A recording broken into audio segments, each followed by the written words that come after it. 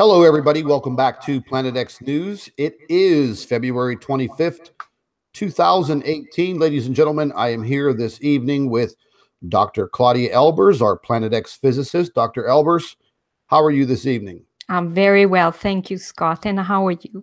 I'm doing very, very well. Ladies and gentlemen, I know a lot of you have seen all of the information floating around Facebook and also on YouTube about all of this crazy weather that we've been having.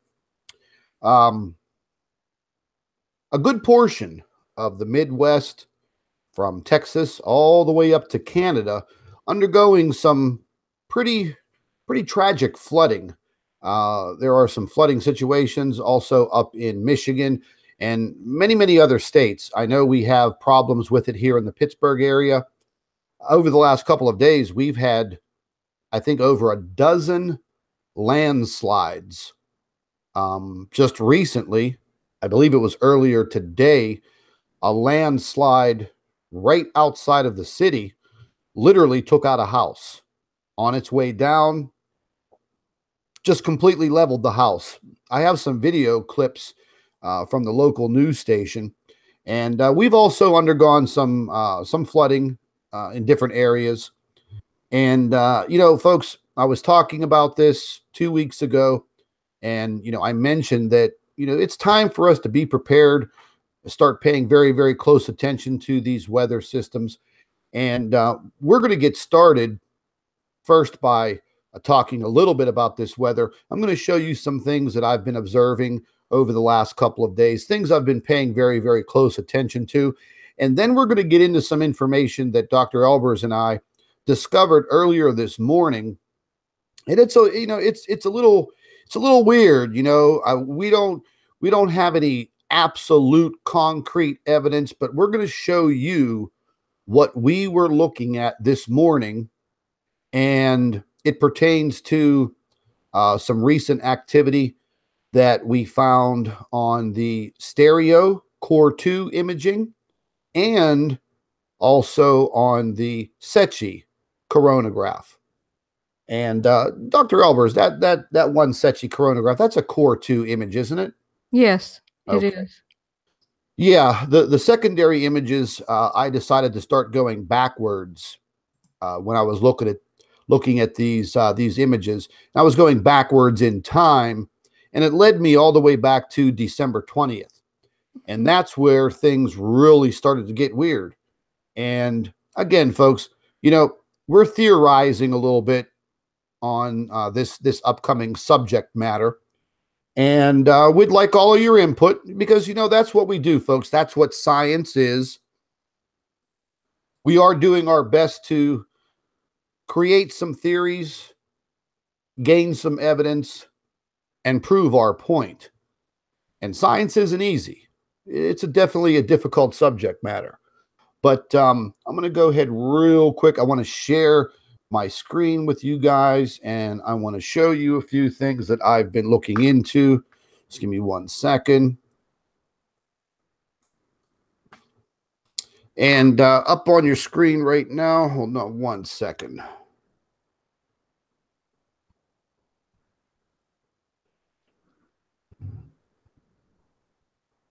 Give me 1 second, folks. I'm just pulling up the live chat here real quick. Mm-hmm.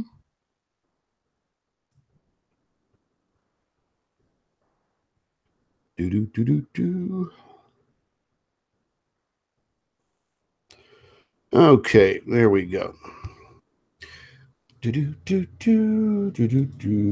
Okay, folks, what we're looking at here, this was for today. This was a global shot from the GFS weather satellite systems. And, a lot of people have been wondering what's going on with this weather. Why is this happening? And, I've literally, over the last couple of days, I don't even know how many emails that I have answered pertaining to this specific situation. About 2 weeks ago and last week, I went over this information showing everybody what was about to happen. And this was referring all the way back to that stratospheric split that meteorologists and climatologists were talking about. And that that stratospheric split, as they named it, it was talking about splitting the weather system in the North Pole in half, sending a blast of cold air down over one side of the Earth and another cold system down over the United States. So Russia, China, and Europe, and this side over here, the United States. The reason why this is happening is there's a massive amount of warm air, hot air, that is rushing up through this area, wrapping around, and it's being pushed right up along the east side of Greenland and Scandinavia in the very far North Atlantic. As you can see by the temperature colors, now this is in Celsius. I'm not good at converting Celsius to Fahrenheit, but I know the color temperatures. So when you're looking at the very extreme reds, that's very hot, 80, 90 degrees, close to 100 if it's real dark burgundy. But getting up into here, we're looking at temperatures in the 60s, the 50s, the 40s, and up in here, you're looking at temperatures that are above freezing. Above freezing. The last I looked earlier today, these temperatures were 34, 35 degrees at the very top of the world, which is absolutely insane. We're talking about the North Pole, the Arctic region, with temperatures above freezing. Mm-hmm. But whenever you get into these temperatures here in the very magenta pink color, you're looking at well below zero, 20 degrees below zero, 30 degrees below zero. But this air has been constantly pushing up. Now, it was, if you watch my cursor, it was only pushing up about right here last week. And then it has made a further push straight through the top of our planet. This warm air has literally split the cold air, the polar air in half. And it has sent all of this polar air down into parts of Europe and all through parts of Canada and into the United States. But in the meantime, a jet stream is sucking up all of this warm air and it's wrapping it up right into our North Pole. And a lot of people would say, oh, well, you know, what's so dangerous about that? Well, you're seeing it, ladies and gentlemen, the massive amount of flooding through different parts of the United States. And we have our flooding right here. Now, we were supposed to go on air earlier this afternoon, but we've been having torrential downpours of rain, almost like tropical rainstorms here in the Pittsburgh area. Rivers overflowing, flooding everywhere, accidents all over the place, landslides everywhere. We had a power outage. So we just got power restored about an hour ago. So here we are. So I'm going to go ahead and click over to the next photograph here. Dr. Albers, you want to explain this 2-meter anomaly? Yes. Well, that shows temperature above normal. So what we have here is, and it's 2 meters above the ground. So what we have at the North Pole is a wild departure from normal temperature. And we see a 5.8 degree above normal. And this is greater than anywhere else in the world. As you can see, the Northern Hemisphere only has a temperature of above 1.1 degree above normal. So the North Pole is experiencing a huge temperature increase. And it's never been, it's not expected at all. And, you know, I have written about this. I believe that the Earth is actually experiencing a type of crustal displacement where the North Pole is no longer the geographic location that we call the North Pole. It's probably being affected by the ocean itself, because I think the Earth's oceans are warming up.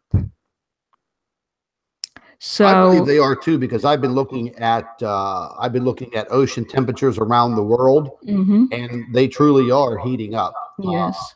I mean, naturally all around the equator region, but definitely further north and further south of the equator. And Yes. we can get into that later on because I have some information on Yeah, that. you see, because the North Pole is just ocean, what we have is that ocean warming up, going right into that region.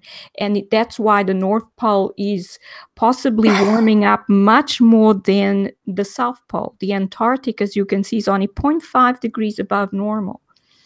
And for us to have temperatures above freezing at a time of the year when the North Pole is supposed to still be in winter and not getting any sunlight is totally unexpected. It's supposed to be impossible, Scott.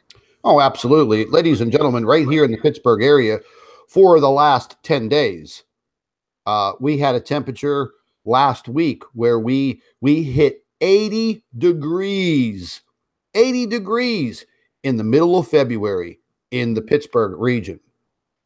Our temperatures have not dropped below, 40, 45 degrees. We have daytime highs 58, 60, 62. All of the ski resorts, they're in the southern mountains, the Laurel Highlands, about 60, 70 miles south of us. A tremendous amount of snow melt. Ski resorts shutting down when they should be in full swing this time of year. Talked to good friends of mine up in the Buffalo, New York area. Now, you would consider Buffalo, if any of you really know the United States here, in February, Buffalo's white. It's covered in snow. The whole Northeast is usually covered in snow. There is no snow. Why? Because it all melted. Our brothers and sisters north of us, right over the border in Canada, in Toronto, Ottawa, and Ontario, absolutely vicious flooding and massive ice flows, just destroying everything. Earlier today, I was, reviewing some information. I had to use my cell phone because of the power outage, but people riding jet skis up and down the streets in different parts of Michigan. Last week, when we had some local flooding in the city of Pittsburgh, right in the city on the underpasses of the highway system that runs around the city, we have two rivers that converge in downtown Pittsburgh to form the Ohio River, which flows all the way down to the Mississippi. There were people in kayaks, and kayaks and GoPros, and the same thing's occurring up in Michigan. I just shared some information on my Facebook page showing this. This flooding is a very, very serious situation. Very, very early this morning, areas along the Ohio River, Nashville, Memphis, Kentucky, Arkansas, all kinds of flooding, alarms going off, the sirens going off, because this flooding started to occur in the middle of the night. And that would definitely surprise some people and trap them. Mm-hmm. And what we're looking at here is this jet stream flow. Mm-hmm. And they're now calling this the Mayan Express. And I guess, coming from Mexico, and the word Mayan, they name it whatever they want. When it's coming from the Pacific region, they call it the Pineapple Express. Why don't we just call it what it is? Climate chaos. Scott, I just wanted to mention something with the previous diagram that I think is important. Can we just go back? There you go. Okay, so do you see where Russia is, where it's blue there? Do you see that? Yeah. And the North Pole is red. That shows that the temperature at the North Pole has increased. If you look down at the United States, there isn't much blue or anything. Most of the blue has moved towards Russia. That's actually the position where the magnetic north has moved towards. Very correct. Good point. this shows that basically the North Pole, it's not just a magnetic displacement. There is a crustal displacement occurring. So the actual geographic North Pole is moving in that direct, has moved to that in that direction. So now the United States is actually moved towards the real equator. That's what it looks like, even from this. Yeah, we're definitely going through some very, very strange movements as far as our weather. And, you know, ladies and gentlemen, listen to me very carefully. None of this is going to change for the better. You know, we're going to be moving within the next month. We're going to be moving into the spring solstice, March 2021. At that point in time, naturally, the Earth will start to change its tilt on its axis. You know, we'll be getting more daylight. That worries me because I feel, and Dr. Albers feels the same way, we don't have solid, concrete, 100% proof or evidence that the Earth is actually tilting a little bit more than its normal 23.5 degrees. But based on everything that we're seeing, and, you know, there are people also charting the moon, the rising of the moon. I was watching one video that was put out by Mr. MBB333, where one man was comparing moon rise times and his actual observations, and the moon was rising late, 20, 30, 40, 50 minutes late. You know, how is that even possible? And the only reason I'm talking about this now is because these observations that we're making around the world, this information counts. It's very, very important because each and every one of you, you're another set of eyes and ears around the world. And listen, folks, you already know from what you're seeing that the purge of social media is happening. You know, I coined that phrase the other day during my live stream, the purging of social media, and it has literally caught hold. And there are, you know, other YouTube channels and other creators. They're using this phrase that I have coined, the purge of social media. I mean, they're literally deleting YouTube accounts, Facebook accounts, Twitter accounts. Hundreds of people are going down each and every day, and it's probably going to get worse. They're trying to cover up a lot of information. I've warned all of you before that eventually this is going to happen because the power of the internet, the power of social media, the way we share information, it's too strong. We have that power. And eventually, folks, they're going to take that power away. So the more knowledge that we acquire now, the better off we're going to be. So that is definitely occurring. Don't be surprised if some YouTube channels that you follow literally disappear overnight. Facebook groups, they're being terminated by the dozens. Twitter accounts, again, being terminated by the thousands. It is what it is. This is the world that we live in now. And me and Dr. Albers, we've discussed this matter before. This is the biggest cover-up in world history ever. I mean, this beats it all. And there's a lot to cover up, folks. You know, and I would probably say 99% of people in social or mainstream media, they don't know what's happening. You know, they're too stuck on this Donald Trump ordeal.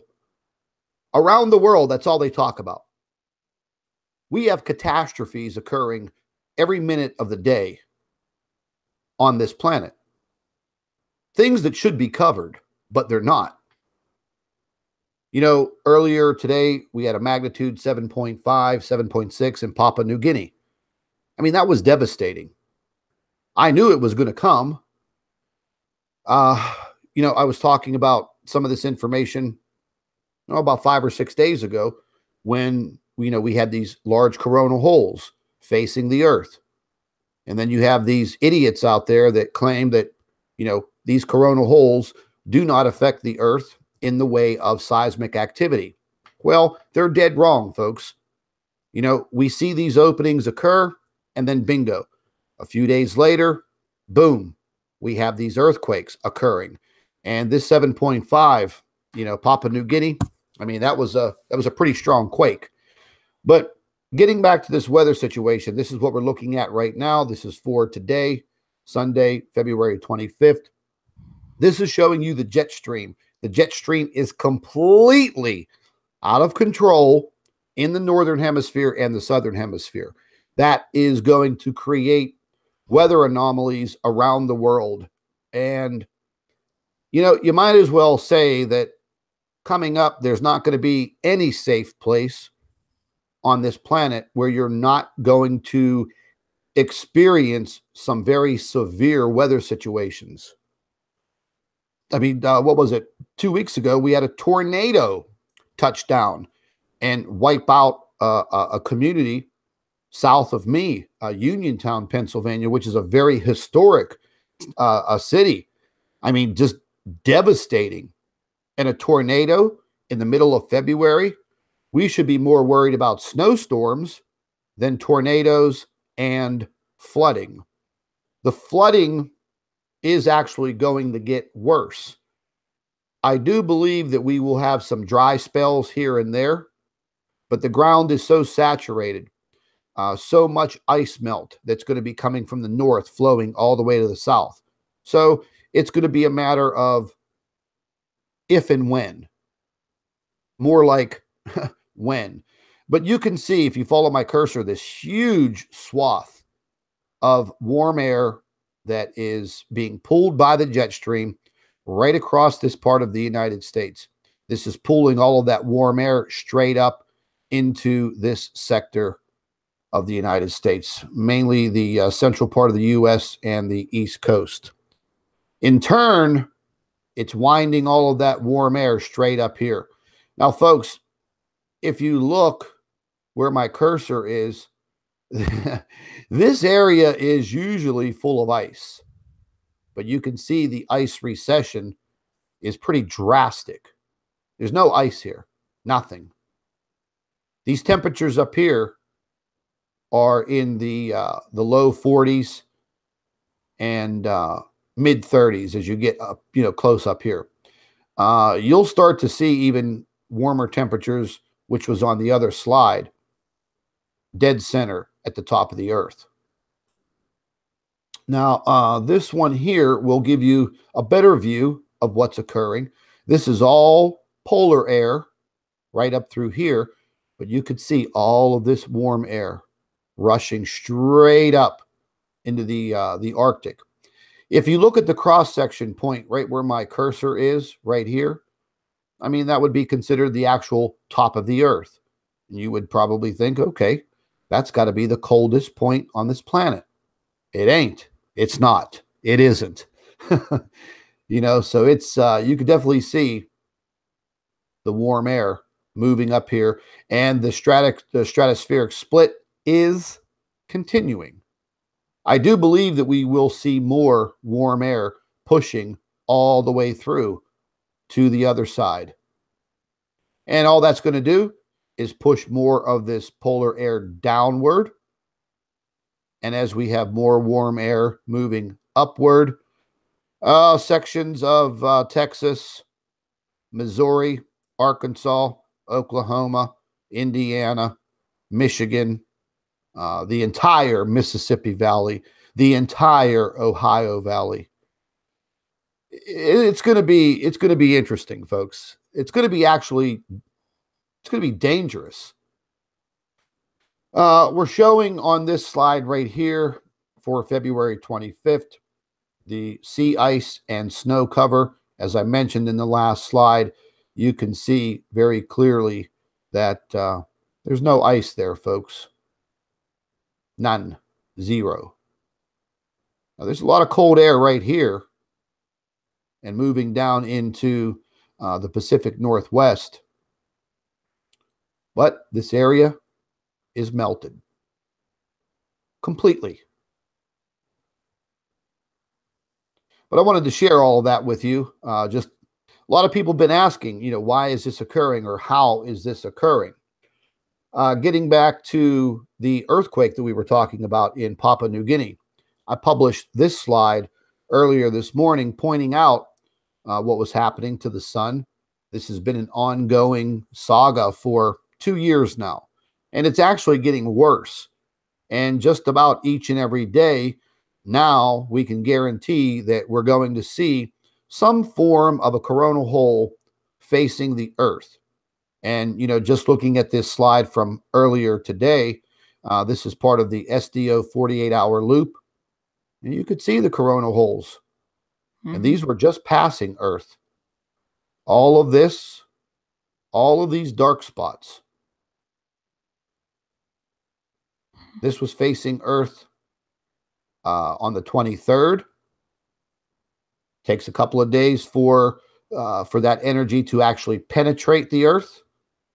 And bingo, we have a pretty big earthquake. What happened in Papua New Guinea today? Magnitude 7.5. Dr. Albers, anything you want to add pertaining to this SDO image? Yeah, well, we can see what's happening with the sun, that the corona is getting thinner and thinner, and basically the sun, as I said before, seems to be turning into one big coronal hole. And we know why that is, because these objects are connecting to the sun and creating these coronal holes.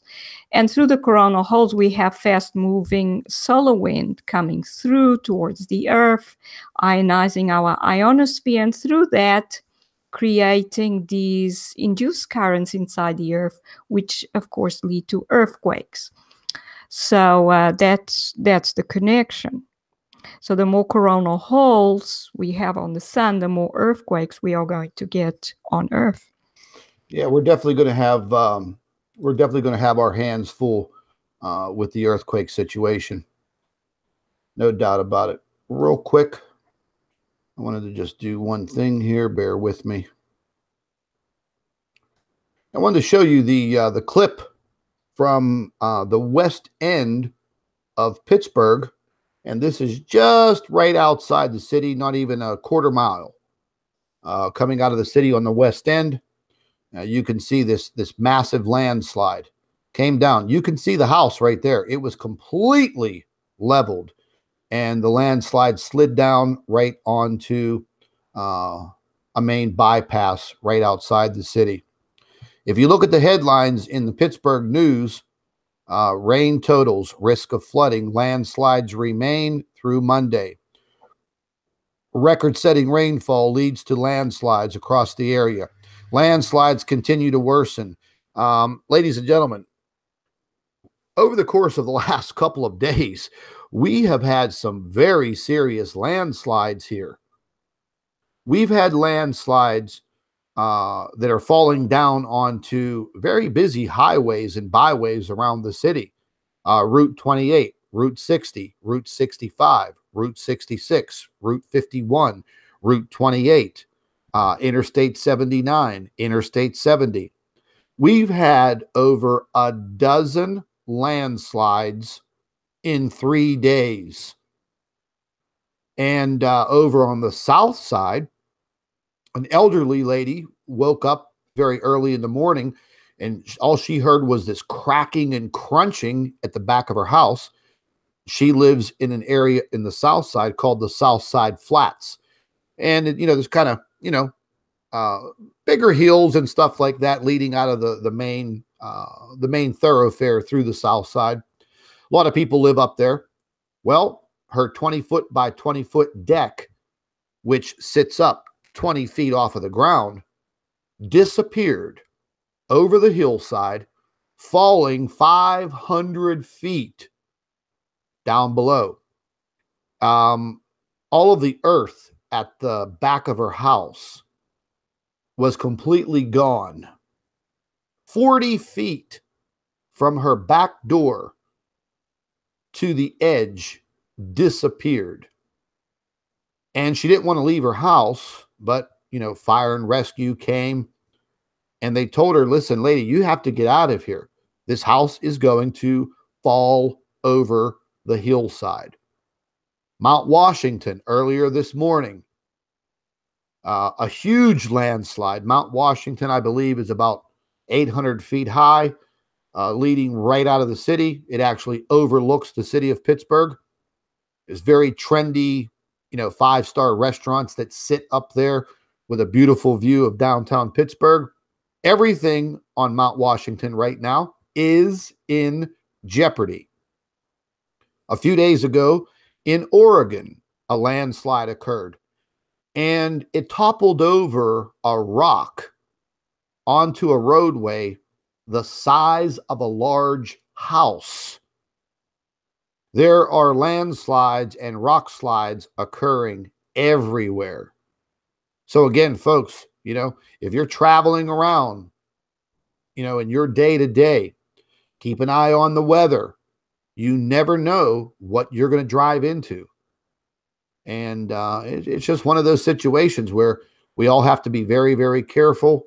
You have to keep your eye on what's happening. And as you can see, a lot is happening. No doubt about that. But we're going to go ahead and get into what Dr. Albers and I were discussing earlier this morning. And I'm going to bring up some still shots. And I was checking some stereo imaging earlier this morning. And this was for February 23rd, 2018. And as I was watching some of this footage, I noticed this object right here. And it's very faint. I have video footage to show you also. But it seems that a lot of the video footage is becoming obscured. It seems maybe they're trying to hide something, with distorting the imaging. Because prior to this object showing up in the video footage, the coronagraph was clear. And then all of a sudden, this object shows up, and either the detectors went absolutely crazy, or the boys in blue got out their little Sharpie magic markers, and they started covering things up. But this object appeared right there, and it's very, very large compared to the size of the sun. The size of the sun would be the white circle. The black area would be the occulter, and that's just something in the imaging that blocks out the sun, so the camera systems can get a good view of CMEs, solar flares, things of that nature. But this object appeared. Doesn't look like much, does it? I'll zoom into it a little bit. And again, it doesn't look like much because it's so pixelated. You wouldn't think anything of it. But you know me, I start digging. And these are just a few frames. I'm looking at this. And again, it's very, very pixelated, really blurry. I converted the images over into some 4K, some higher definition. Didn't do any good. So I went and dug a little further. Try to utilize some filters. In this shot here, you can actually see that it's a perfect sphere. There's definitely something there. And I started to compare on solar system scope what planets might possibly be there. Could it be Venus? Could it be Mercury? All possibilities. But if it were Venus or Mercury, it would be a hell of a lot smaller. And, I don't know, for you guys that are viewing this on a cell phone, you might not be able to see this very clearly. If you guys are watching this on a computer, turn up the resolution on your YouTube player. and turn it up to, 720p or 1080p. But there's definitely an object here. And as far as identifying it as Mercury or Venus, Dr. Albers, what would you think based on the size and how close it is? And well, first of all, if it was Venus, it would appear very bright. That's the first thing you have to consider. This object is obviously not bright like we would expect Venus to be, because a planet is supposed to look very bright in a chronograph image. So obviously that's the first thing we know. It's not bright like Venus is. And if it's not bright, then we cannot consider it the size of that little blob to be according to brightness. So it must be according to size. So then we can consider that object. First of all, it's not a planet, so it has to be something else. And we know what's there. We've been looking at these objects for so long. It must be one of these old stars that have come to the sun. And therefore, we know where it is as well. Plus, it seems to be getting covered by all this material that is in the sun's outer corona now and then. So I would say this object is actually a lot closer to the sun than Mercury would have been. Mercury would have been either in the background or way in front of the sun. So then we can compare its size to the sun, and we can see that this is a very large object, about the same size as Jupiter, perhaps. Yeah, and it was moving in the video, which I'm going to bring up right now. This object is not moving this way. This object is moving towards the sun. So this is telling me that this object is actually making an orbit like this. Not going behind the sun. It's actually coming from out here and going towards the sun. Now the video footage cuts off because this was from the 23rd and I ran it to today, to the 25th. So over the next couple of days, I'm going to be imaging this little object here, and we're going to find out exactly what it is. We're just forming a little bit of a hypothesis here, and we're trying to figure out what that object is because it's very, very suspicious. And when I bring up the footage from December 23rd, 2017 that just passed, we're going to view this, and you're going to see something really freaky. But I'm going to go ahead and bring up this video.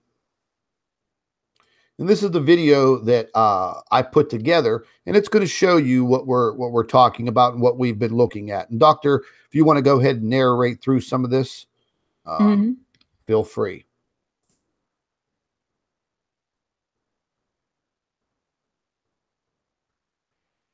Now, you're going to actually see, this is the actual video footage. This object appears right here. Yes, I see it there. Yeah, we see it definitely. It seems to be getting covered by all this material that is in the sun's corona. Also, this thing of the corona becoming darker and lighter is very strange. It's not supposed to happen either. But part of it is, I think, is part of the manipulation that they do with these images. I think the corona does get darker and lighter, but they've now placed it so that it happens regularly, so that people will think it's part of what happens with the chronograph.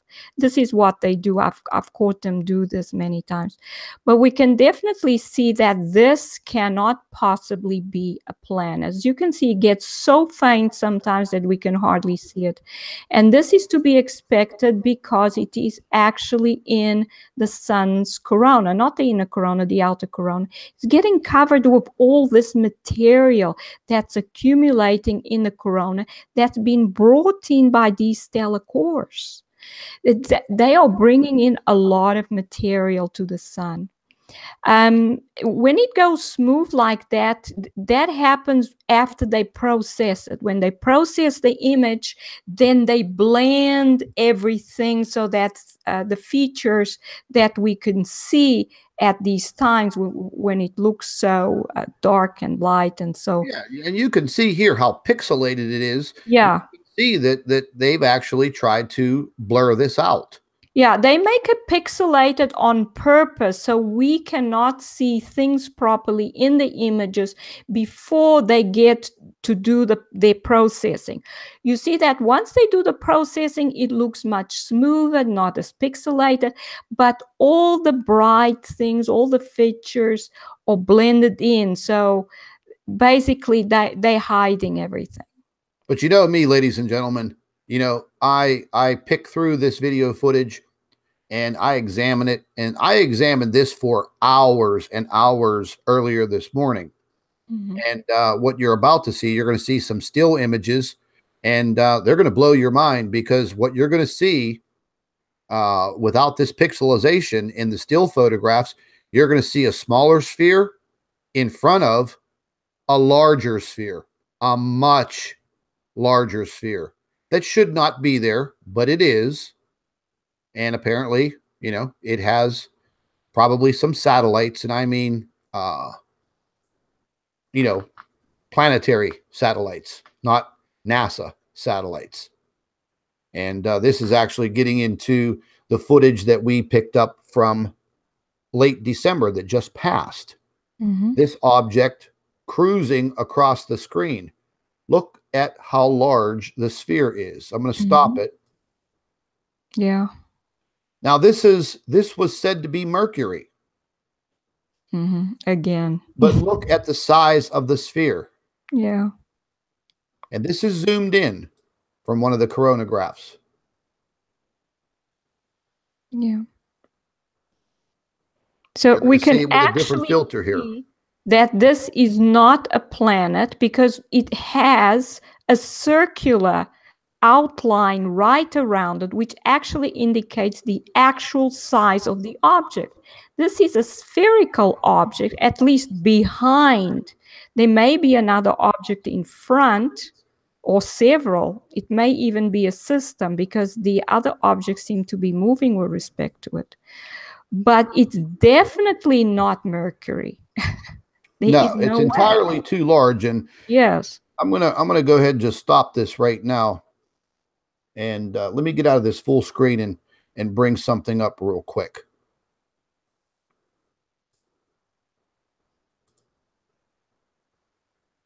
Okay, folks, check this out. This is actually to scale. Over here to the left, you see the sun. You see how massive it is.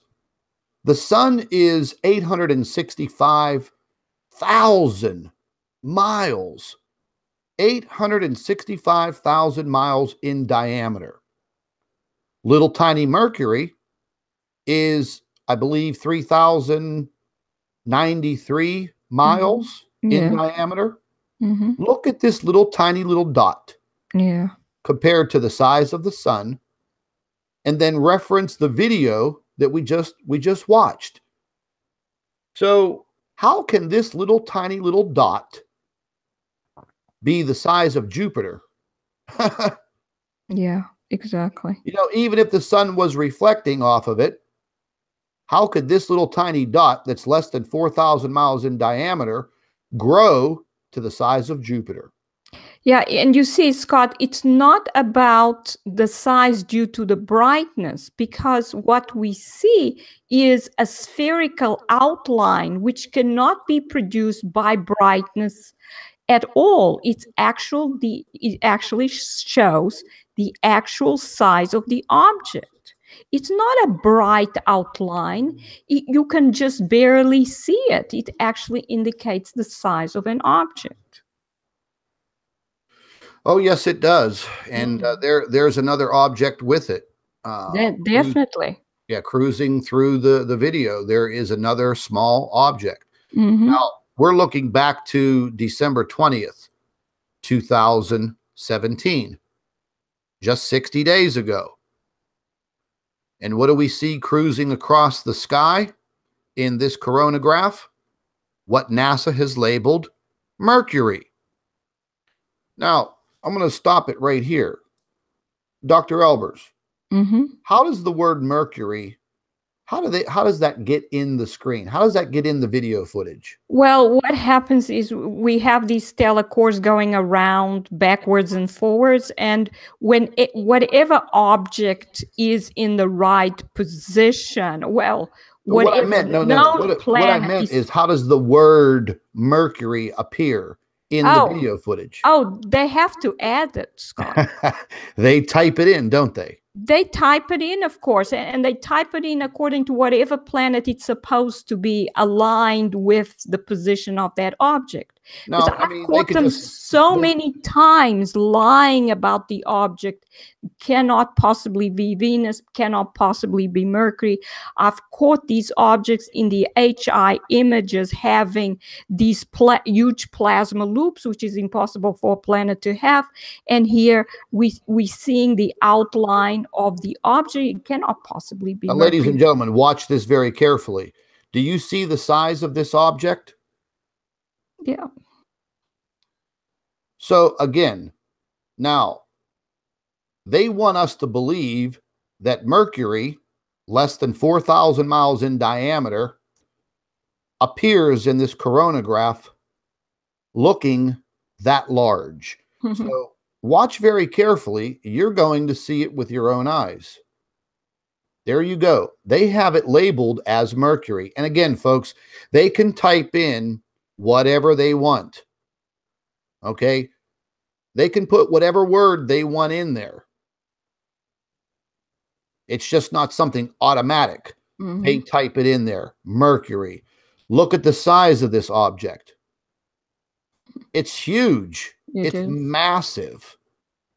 It's not less than 4,000 miles in diameter. That object is huge. I mean, if you go back,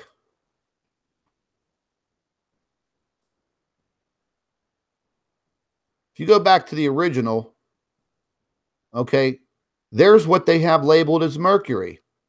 But in actuality, folks, if you look at where my dot or my cursor is, that little tiny dot, that's what Mercury should look like, if that. Even if this object was closer to the satellite, to the spacecraft, how are you going to get a little tiny planet like Mercury to look that big? It would literally have to be very, very, very close to the spacecraft cameras. Now, as far as Mercury's orbit goes, I believe at its closest point, it's 44 million miles from the sun. At its furthest point, it's approximately 70 million miles away from the sun. Yeah. So, Dr. Albers, this spacecraft that's taking this video footage, you know a lot more about its positioning and its distance from the sun. So, you know, with your mathematics skills, where would this spacecraft be? How far away from the sun? Well, it's the same distance from the sun as Earth. So that's 93 million miles. That's right. So there's no way that Mercury would look so large, even if it was on the same side as the spacecraft, because it's a huge distance still from Earth to Mercury. And no, that object looks like between 2 and 3 times the size of Jupiter, Scott. It's larger than Jupiter. There is no way that this can possibly be Mercury. Now, what do you think that light source is? Because we've identified it as another object in front of and orbiting with this larger object that they have labeled as Mercury. It seems that these objects either are moving around in groups, and this is possibly what is happening. They're attaching to each other and moving around, orbiting each other. Or it could be that they may have a certain part of the surface that's brighter than another. But it seems that, I think the strongest possibility we have here is that it's more than one object. these are actually small systems that are moving around our sun in the inner solar system. Oh, there's no doubt. Mm. I mean, let's just look at it right here. This is a beautiful shot. Yeah. And I have some still photographs, folks, that I'm going to show you here very soon. And we're going to show you that this object that NASA has labeled as Mercury, and there's no way a little planet less than 4,000 miles in diameter is going to look that gigantic in this coronagraph. Now, there will be people that say, oh, it was closer to the camera, which would naturally increase its size. I'm sorry, but I'm not going to buy that. There is absolutely no way. When you're dealing with these distances of millions, tens of millions of miles, and you're dealing with the diameters and the size of our known planets, the math doesn't add up. What are you telling me? All of a sudden, Mercury morphed into this massive stellar object? No, doesn't happen.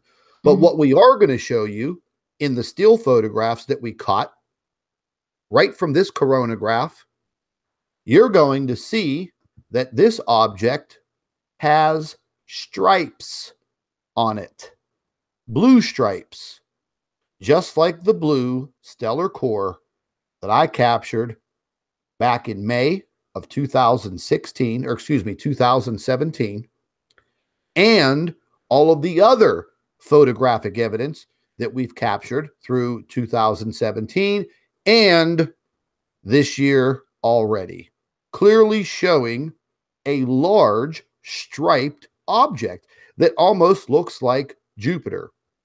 And Jupiter is said to be what, Dr. Albers? Pardon? What is Jupiter said to be? A failed star. Yeah, it is actually a small star. Exactly. So I'm going to go ahead and let this play through. Yeah, so I've been writing about that it is actually a star. But you see, most of the time they say that Mercury looks so large because it's so bright in coronagraph images. But then if Mercury is so bright, why does this object have a not so bright, perfectly circular outline around it? That means that its size is not due to brightness, but due to the actual size of the object.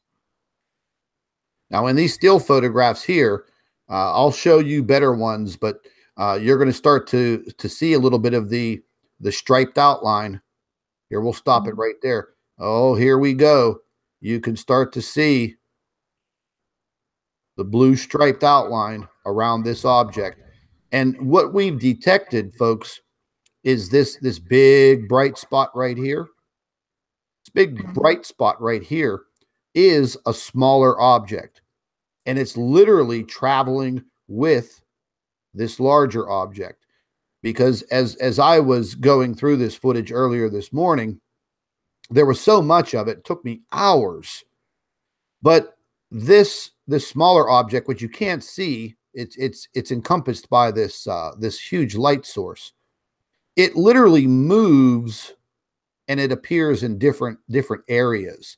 So it's telling me that object is either reflecting light, emitting light, but it is following with this larger object. This larger object is clearly striped. It almost looks like Jupiter, but it's not Jupiter. Jupiter's nowhere to be found in any of these coronagraphs. Well, there's no way that Jupiter would actually look so large either, because Jupiter is at the outer reaches of the solar system. So it would also look absolutely tiny in these coronagraph images. This object has to be very close to the sun. We know the stellar cores are. They in the inner solar system, very close to the sun. Now, taking a look, I'm going to stop the video player here real quick, and I'll pull up the still photograph so we can zoom in a little further. But again, folks, the boys in blue at NASA labeled this Mercury, and they did it for a reason, because they just think the average person, blah, blah, blah. Okay, that's Mercury passing by. They're not really going to put 2 and 2 and 2 together. But you can see this object is striped. Yes. Perfectly striped, top to bottom, all the way, no doubt about it. Yeah. So we'll continue to let this piece of video footage go by. And I slowed it down so you can get a better view of it. Once again, viewing on your screen, you can see this object's clearly not Mercury. No. Here's a good shot of it right here. Yes, you can clearly see that absolutely round outline on this object. It's huge. Yeah, it's pretty massive. It's absolutely huge. This is just the beginning of the video playing again. I'm going to go ahead and exit out of here, and we're going to get into some of these clearer photographs. And I cleared some of these photographs up from the Core 2 imaging. What we're looking at right now, this was detected 2 days ago on the Core 2 coronagraph. So we went from December 23rd to February 23rd. That's 60 days. Dr. Albers, how long does it take for Mercury to make one orbit around the sun? 88 days. So we're missing 30 days. Yeah. So if that object was Mercury, folks, and we're only 60 days into Mercury's orbit, how can it be appearing again in this Core 2 image 30 days early? Now, taking into consideration that everything's in motion, we're moving around the sun, the sun's rotating, everything's moving, satellites, spacecraft, the whole 9 yards. But I've never seen Mercury appear like that twice. And then, well, it does. It can be seen behind the sun, and then as it goes around in front of the sun, it's very hard because the stereo spacecraft to actually calculate exactly when we're supposed to see it or not. But the thing is, Scott, it cannot possibly be Mercury. Mercury would not look like this in a chronograph image. We've always been shown Mercury to be extremely bright. This is not bright. This is not Mercury. It's impossible. Now, in this photograph, folks, again, this is from the 23rd, 2 days ago on the stereo Core 2. This is what we were just looking at in the video that was so obscured that we couldn't see it because they must have done something either to blur it or, some interference came in into the detectors on the stereo spacecraft that caused the interference that does cause, the coronagraph to get a little sketchy. But as I cleared the photographs up and I started looking a little deeper, you can see that small object right here. And it's really not small. It's actually pretty damn big. Yes. But what is right behind it? Watch and train your eyes very carefully. Again, if you're looking at this on a cell phone, folks, it's going to be really hard for you to see. If you're looking at it on a computer monitor, let your eyes tune in to what I'm about to show you. You have the small sphere right here. And what's right behind it? A larger sphere. Yeah. And it's obscured a little bit. But again, folks, how are you going to get a perfect sphere? And I mean, I could see the edge all the way around it. This big behemoth, the big larger object, that is what they were trying to hide. They could give a care less about the smaller object because they could identify it as Mercury or Venus. They can say whatever they want. The fact of the matter is, there's a big monster right there. And that is what they were obscuring. Look at that. It is very hard to see, I will admit. It does look sketchy, but it's there. Here's another image with the filter on it. Again, you can see the smaller object. You could see light reflecting off of it right there. And then there was the beginning of some discharge from the sun because this object is getting closer. It's moving this way towards the sun. It's not moving away. It's moving this way. It's orbiting around the sun. There's your big object, and there's a smaller one. Mm-hmm. And it's not small by any means. No. It's pretty big. Here's going back to the 23rd of December. Again, they labeled this large object Mercury. Yes. But as we zoom in, I don't want to pixelate it too much, but you could already see these faint blue stripes. Mm-hmm. That's right. Now, some will argue that those are what they call JPEG artifacts. That is a common debate rebuttal that, you know, the troll babies use. Everything they say is either lens flare or JPEG artifact. But if you take a look at the photographs, they're pretty damn clear. They're high resolution. And if I zoom in, you can see how tight the pixels are. They're not real big square pixels. They're very, very small. So it's a higher resolution. And again, you can see the defined colors. Darker blue stripes here, lighter blue stripes here. Darker blue stripes here, lighter blue stripes here. What does it look like? Looks similar to Jupiter. What is Jupiter? Jupiter is a failed star. What do we have orbiting our sun? A failed star, an old stellar core. What we may consider to be a brown dwarf, we've labeled it Planet X. And, you know, now we're really, really starting to get into the belief that, yes, there are multiple objects with this larger core. I was just waiting, you know, to gain more evidence to come out and say, yes, there are probably more than one of these stellar cores out there, and they are wreaking havoc on the sun. There's no doubt about it. Jump into the next picture here. Now, I just added some contrast to take out the background color to darken it so we can get a little bit more definition to see more of this coloration. And this big bright spot right here, this is another object.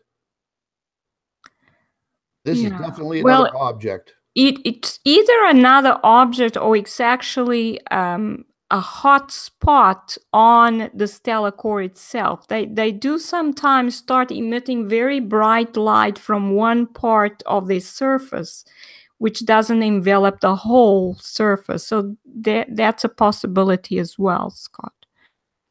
Yeah, I mean, when we're comparing this to what we've just seen now, 60 days later, with two objects. Yes. This larger one and that smaller one. Yeah. And then, you know, you see, even though I have taken out all of the background color, you see all of these little smaller objects. Yes. They're all around this main object here, the larger one. And you know, they still quite large. They at least Earth-sized.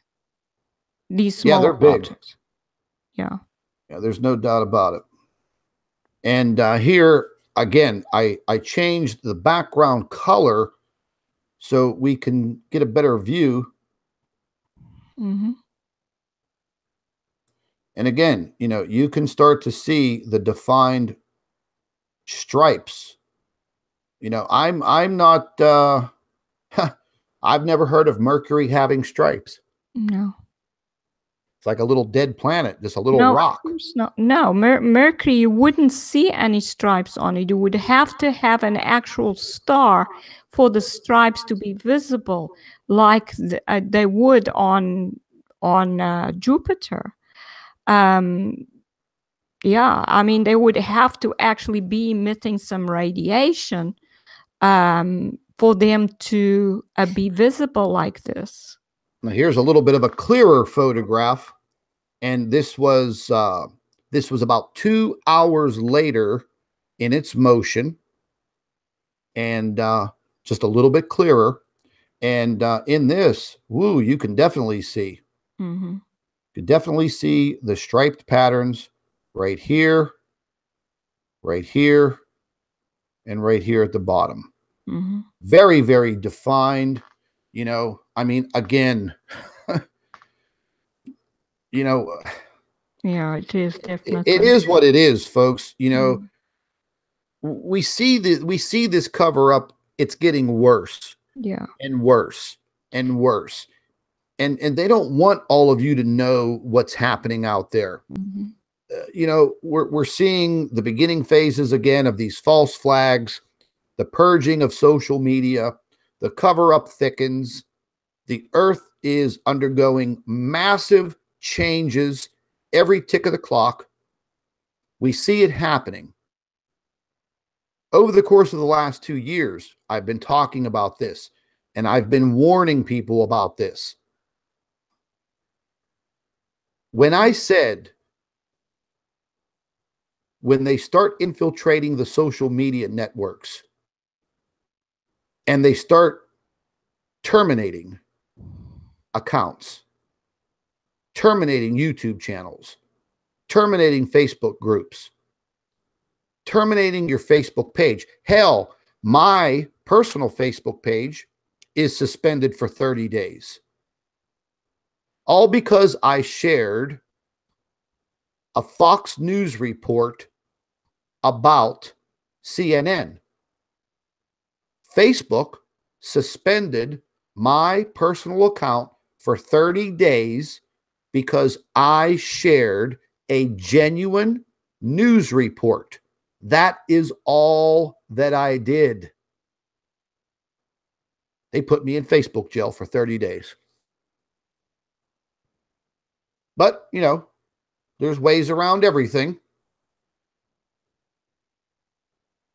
They're not going to keep us from doing what we do.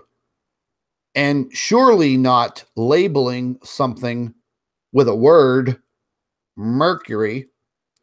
Well, you know, that may trick other people, but it's not going to trick me. Mm-hmm. And I'm sure all of the troll videos will be uploaded within the hour after this live stream, calling me and Dr. Albers kooks and crazies and frauds and criminals and blah, blah, blah, blah, blah. Mm-hmm. But the fact of the matter is, you're looking at the hardcore evidence right in front of your eyes, and all the debunkers are going to do is just try to twist your mind with some fancy words and some total BS. Yes. Well, they only do that because we are speaking the truth, Scott. If we were saying a whole lot of nonsense, they wouldn't bother. Yeah, Mercury looking really big, man. It even looks like it's producing some type of from some type of jets coming out right here, almost like a V pattern as it moves across the sky. Mm-hmm. Very interesting. It's very interesting. It's clearly, you can actually see it's an object behind that bright spot. It's very, very clear. If you look at it carefully, you can see the outline of it. You can see the little features, the curvature of these stripes. It's actually amazing the kind of detail you can see on this image, Scott. Yeah, I'm going to zoom in here. Here's your little Mercury, little teeny tiny little Mercury, compared to the massive sun. Yes. Yeah. There's your little tiny Mercury. That's right. About the same size as the moon. Yeah. Yeah. The moon's just a little bit smaller. But, you know, ladies and gentlemen, that object that they have labeled as Mercury would show up as a minuscule little dot on your screen. Yes. What you're actually seeing is something larger than Jupiter. Yes, it is, definitely. I mean, Much larger. Be realistic here, you know. I mean, we're going by observations. And where's my video at? Oops. Now, I'm just going to go ahead and pull this up. And this is the actual Secchi footage from December 20th. And it's showing Mercury zipping across the sky. This is what we just showed you.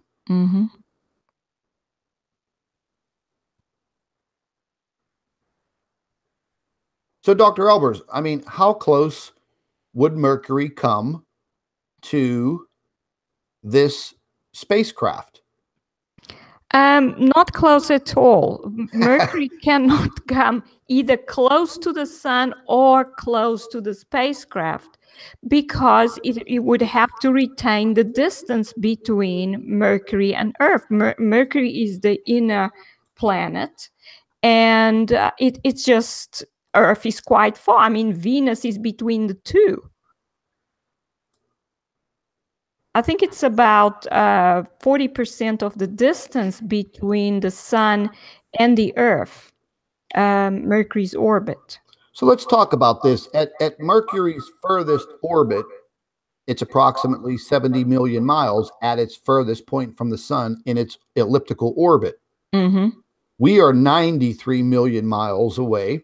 Yeah. So we're talking about a distance at its closest point to the Secchi spacecraft. We're talking about approximately 23 million miles.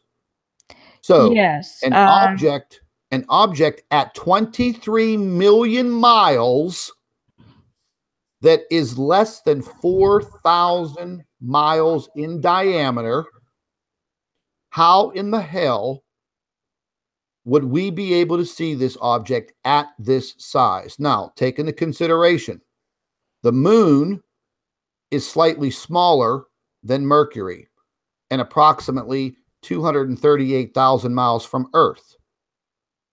We can see it pretty good on all of these supermoons. Yeah. But that's only 238,000 miles, folks. What I'm talking about now is 23 million miles. So how in the hell could Mercury look like a gigantic planet or, you know, a gigantic object in any of this footage? I mean, you would be looking at, you know, just a little dot, regardless of how much zoom power the Secchi cameras have. Yes. What, you're going to zoom 23 million miles? Yeah, you see, if it was because Mercury was bright, then we could see a large object, but then the whole object would have to be bright. In this case, we see a bright spot enveloped in a circular outline, which is not that bright. And that circular outline actually shows us the size of the object. And I think what it is they are getting extremely careless with their CGI, Scott. Oh, yeah. There's no doubt about it. I am sure it's just carelessness that they, but I'm glad they are careless, Scott, because then we have evidence and more evidence.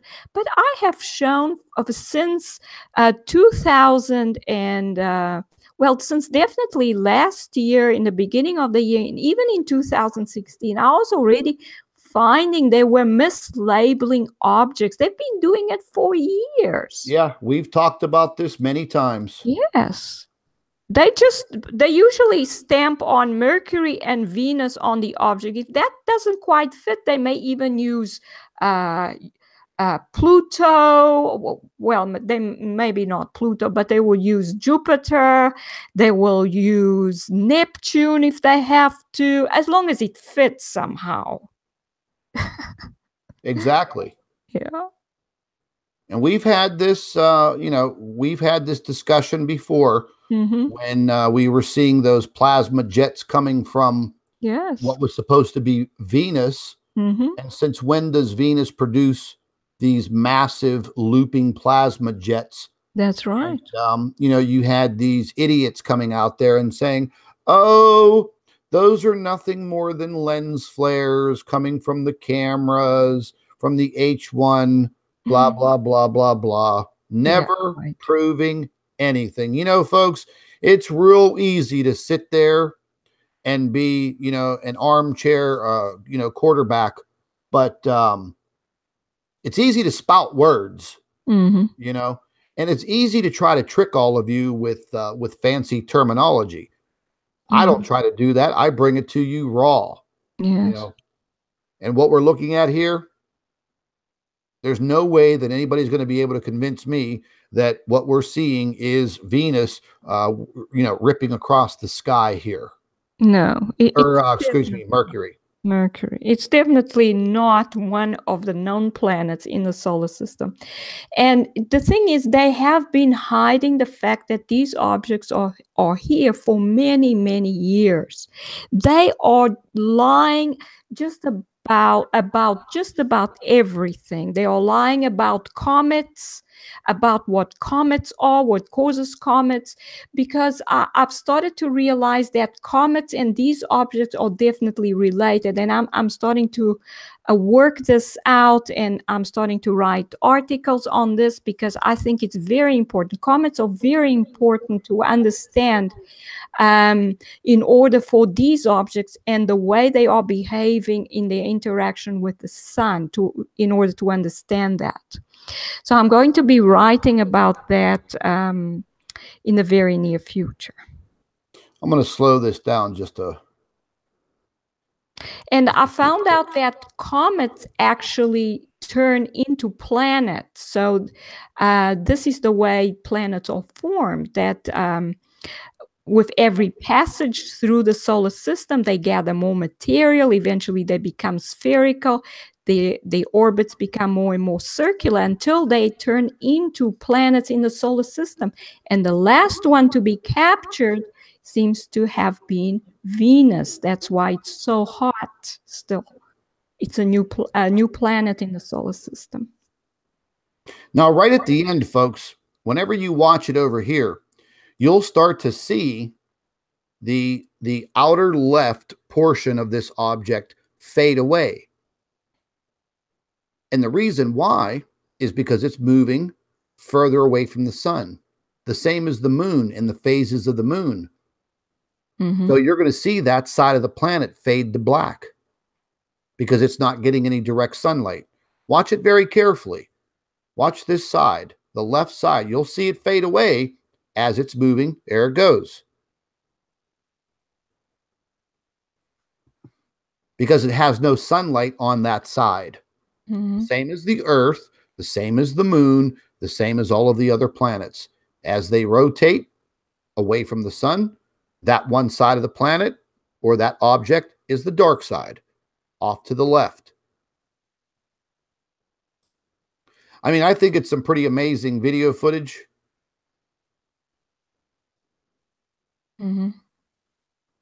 Definitely.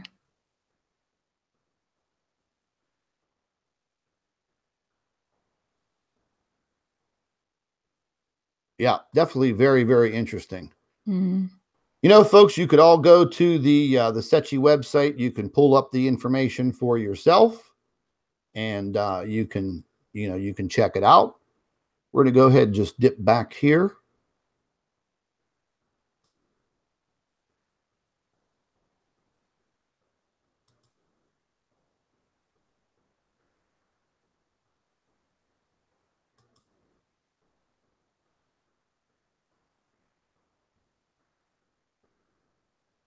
What's going on here now? Would they kick us out?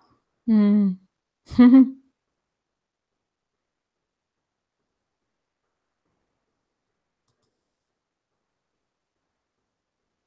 Oh, here we go. We're going to slow this down.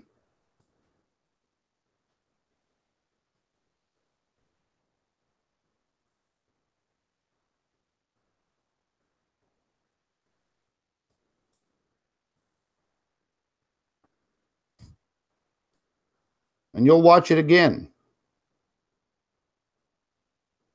You can see the outline.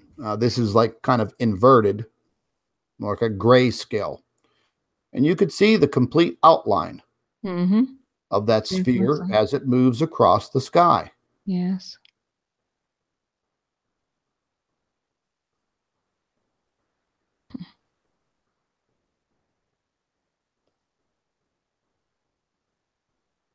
It will come back again and replay.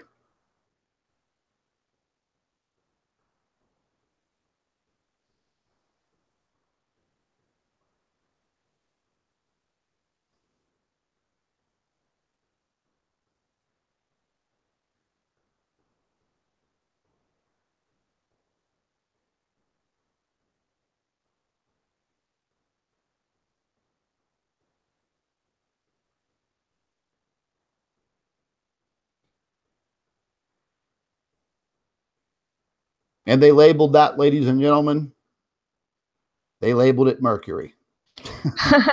And you know what? You could actually see there that there were two objects that seem to be moving with respect to each other. At least two objects there. Exactly. You know, folks, so we wanted to share that with you because I think it's very, very vital information. Once again, proving that we've got some very, very serious issues out there in our inner solar system. A lot of people don't want to believe it. A lot of you are understanding it.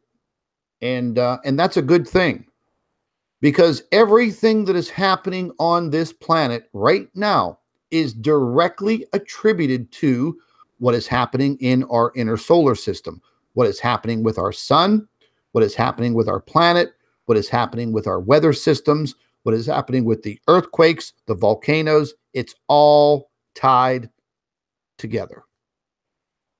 Excuse me. Dr. Albers, what are your final thoughts on all of this? Well, Scott, it seems that we're getting more and more evidence for what's happening in the solar system.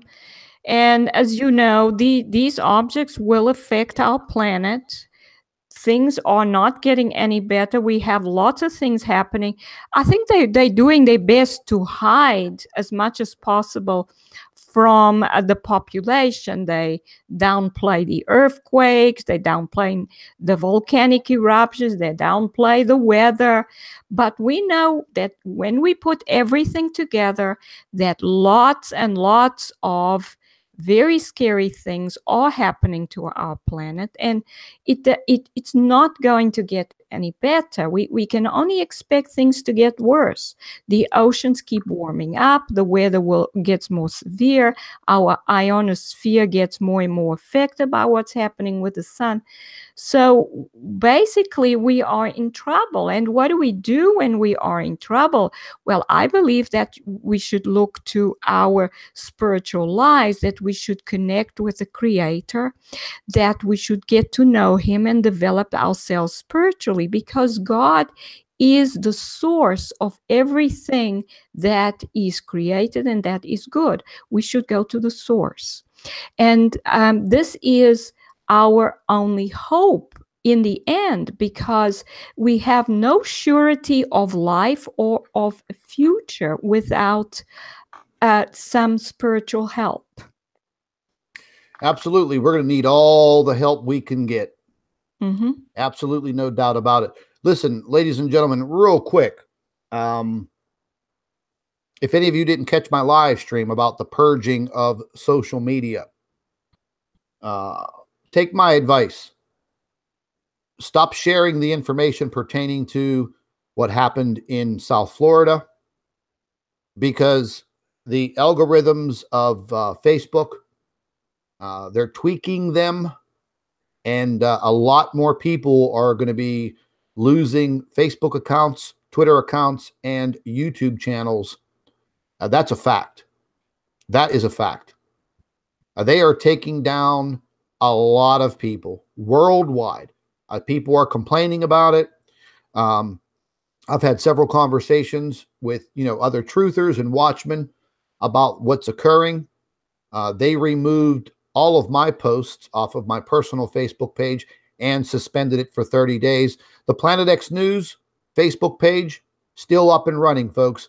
Make sure you stay tuned. Make sure you are following that Facebook page. Make sure you are subscribed to Dr. Albers' YouTube channel, my YouTube channel. And I think what we're going to be doing here in the very, very near future, we're going to be utilizing our Planet X News website. And let me zip over there real quick.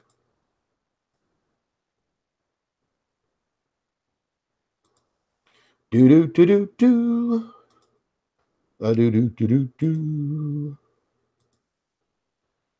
to be utilizing the Planet X News website a lot more in the upcoming future. And if something occurs on YouTube, because they're dropping channels left and right, folks, and they have every right to do it.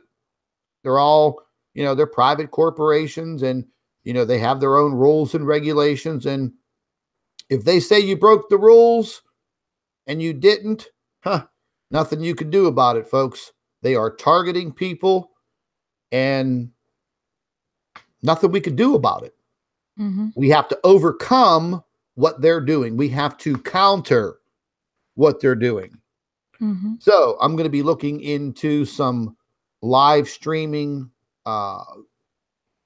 platforms, and we may possibly be going to uploading our videos strictly to the Planet X News website, because the website belongs to me. I developed it. I pay for it. And nobody is going to tell me what I can put on my website. So, if any of you have not bookmarked this website, you better do it today. Bookmark the website. All of the links are in the description box under the video. www.planetxnews.org. .org. We are listed as an organization, not a group, an organization. www.planetxnews.org. Bookmark that website. And folks, all of the information that goes up on the website every single day, it's of vital importance. This was an article and video that a gentleman who I watch on YouTube worked for the government for a long, long time. And, America under siege. Google purging the net. It's the beginning. Here was the article and information pertaining to the earthquake in Papua New Guinea. Here is some flooding, just absolutely horrible flooding up in the central part of the U.S. A lot of it coming from up in Michigan. They're definitely under, under the gun. This was a very interesting article. A small asteroid is Earth's constant companion. I don't know if any of you folks ever heard about asteroid 2016 HO3. This is a very interesting article. This big rock orbits our Earth and the sun. Scott, it's not showing on the video what you showing. Oh, really? No. Oh, how rude. Yeah, and someone had a question about how the sun, regarding the difference between how the sun is affecting our planet through these objects, and some people may expect some kind of impact or between the Earth and an object. So maybe you would like to address that. What was that again? I'm sorry, I was busy The messing around with difference this between computer. an actual crash between a planet, or an impact between a planet and our planet, and the effect of the stellar cores on our planet. The difference between that. Well, I mean, look, ladies and gentlemen, I know you see a lot of videos out there that they're on YouTube.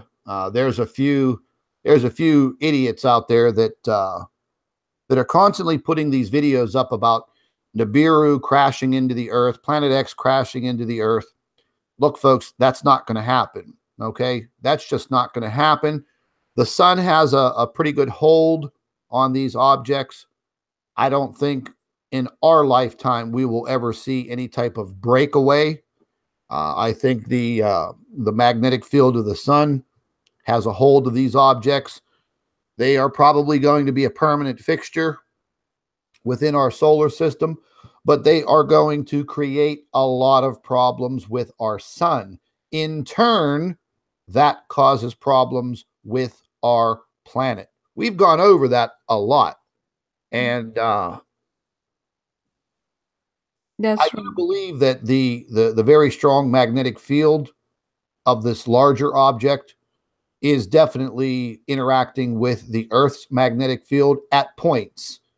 As we rotate and orbit around the sun, there are points in time that we probably get close enough to where this object's magnetic field interacts with the Earth's. That may be the reason why we are slightly tilting a little bit more than our normal 23.5 degrees. There will be people out there that will debate that to hell. They can do and say what they want. The fact of the matter is, look at the weather situation. Look at the jet streams. Look at the flooding. Look at the earthquakes. Look at the volcanoes. Look at what is happening to your planet. I've been preaching about this for 2 solid years. The story has not changed. The evidence is getting, well, it's piling up. Yeah. So getting back to the Planet X News website, again, bookmark this website, www.planetxnews.org, not .com. That .com takes you to some other website. We're an organization. planetxnews.org. The link is in the description box. Bookmark it. Put it on your desktop. Visit it once a day. Check it out on your cell phone. Vital information uploaded onto this website every day. And I'm going to be looking into ways where we're going to be able to live stream from this website. I'll put announcements up on Facebook and YouTube, but we may be in the very near future directly live streaming from this website, because I am sick and tired of being censored. I'm sick and tired of having to watch what I say. That gets me pretty heated. Yeah. But again, folks, a lot of articles up on this website every single day. Yeah. This was an article just a few days ago pertaining to the heavy flooding that was occurring, in the Midwest and different parts. Incredible video that was uploaded here. Rivers and dams and locks and spillways. It's just, everything is just overflowing. And this was 3 days ago, and the flooding has actually gotten worse. So make sure you bookmark this site, folks. In the end, this may be all that we're left with. And we have to be prepared. We have to stay one step ahead. No doubt about that. No doubt about that. Well, Dr. Albers, what do you say we call it a night? Yes, of course, Scott. We can do that. Now, listen, ladies and gentlemen, I'd like to thank each and every one of you for being here with us tonight. I'd like to thank our moderators, Tanis and Dawn. And if Chris was in there, thank you guys very, very much. You're a very, very big help. And folks, once again, pay very close attention to what's happening around you with your weather. Things can change in a heartbeat. I'll try to keep all of you informed as much as possible. All of the information will be up on the Planet X News Facebook page. If any of you are trying to contact me on my personal Facebook page via Messenger, I can't return your messages. The powers that be put me in Facebook jail. Naughty boy. I shared one news article. Just a way to try to shut me up. But within minutes, we circled around it, and I'm still there. Everything is still in operation. And in 27 days, I'm going to come back onto Facebook on my personal page, and I'm going to be like a tyrant. I don't care. Too much cover up. Too much information out there that is vital to each and every one of you. And remember, folks, just like I said, now it doesn't matter where you live. You can be subjected to a weather catastrophe instantaneously. It's happening in my neck of the woods. It's happening around the world. And we have to pay very, very close attention to it. We're going to be living in some very trying times in the upcoming months, the rest of this year. We will see what's in store for us. But we have to protect ourselves. And the power of information is under threat. Remember, knowledge is power.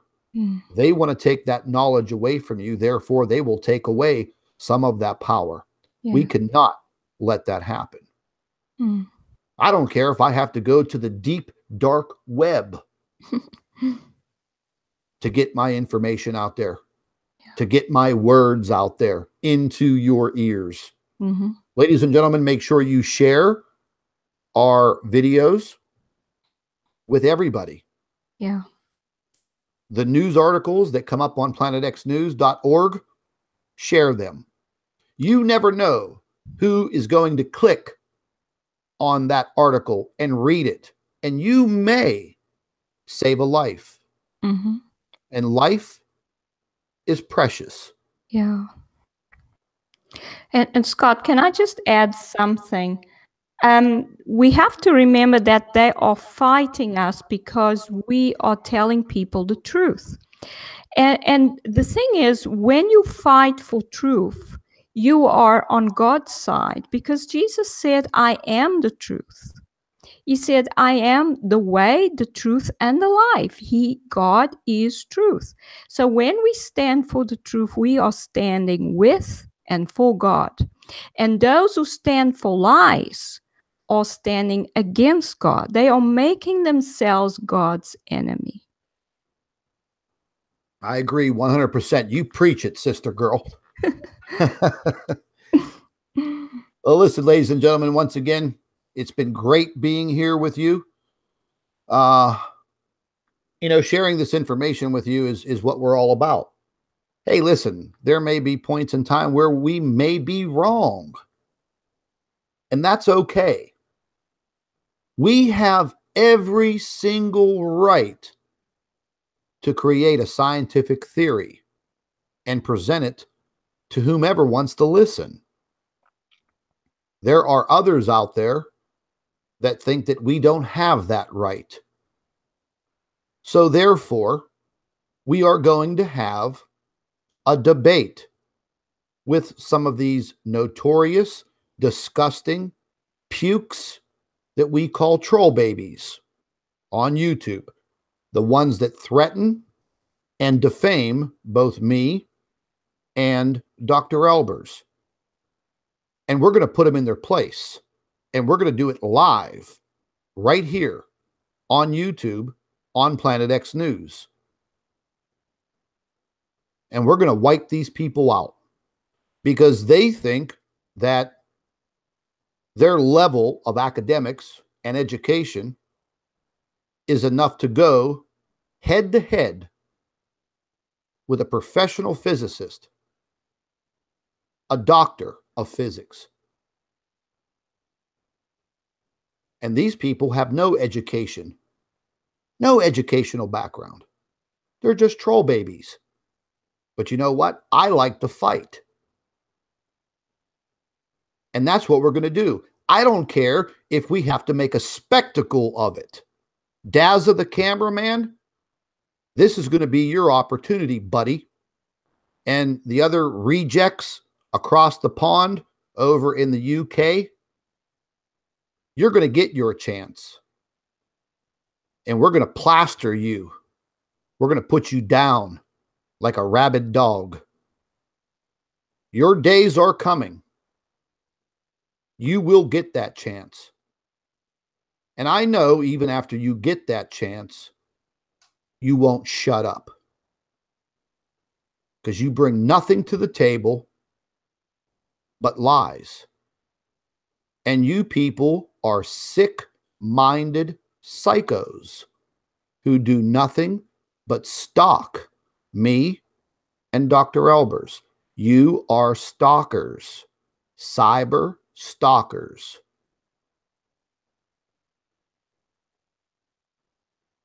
You're psychotic. Dazza the cameraman, this fruitcake over there in New Zealand, you know, he thinks he's pretty smart. But all he does every single day is think about me. He goes to bed thinking about me. He dreams about me. He makes videos about me every single day. The only thing that he could bring up is that Scott has a criminal record. Big deal. It's not like I'm some freaking bank robber or some rapist or some drug dealer. But we do have trolls that, you know, harass us that have been imprisoned as a notorious drug dealer and cocaine trafficker. Drunks, idiots, degenerates. It's all these people are. They don't bother me. I like fighting with them. And then we have this other sneaky troll baby over there in the UK. Goes by the name of Twiggy. Twiggy! She thinks she's so smart. She's nothing but a little troll baby blogger. And a couple other ones that harass people. That's all they do. But we're going to nail them down this time. We're going to go head to head. We'll make a spectacle of it. I'm going to enjoy it. I'm going to enjoy it.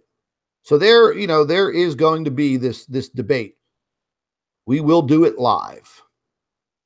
And any of these troll babies that want to, you know, that want to enter into this arena, you're more than welcome to. But you're going to come in to this arena and this debate, and you're going to mind your manners, and you're going to use your real name, not your little fake troll names. So you send me a request via email. The email address is in the description box. And when you come into this debate, you will use your real name. And we will know who you are. And your words will be heard. I'll give you the platform to speak your piece. But the first time you're disrespectful, the guillotine's coming down on you. and you'll be kicked right out of the debate. We'll do it as professionally as we can. We're not going to talk about people's past. We're going to talk about science and the evidence that's out there. If you can't stick to that criteria, don't bother emailing me. But Dazza the cameraman, I want you in that debate. And I know you have time because you don't have anything to do all day but hang on my nutsack like a cyber stalker. Ladies and gentlemen, it is what it is. I'll call them out. You know me. You know my personality. I'm not afraid of these people. I'll go head to head with them anytime, any day. That's just the bottom line. But listen, folks, all of you, be very safe out there. Keep track of your information related to your weather, and make sure that you are sharing all of this information as much as you can. You never know who's going to read it, and that may save a life. And that's what it's all about, because life is precious. This is Scott from Planet X News, Dr. Claudia Albers, our Planet X physicist. Thank you all for being with us. Have a great night and be safe. Take care.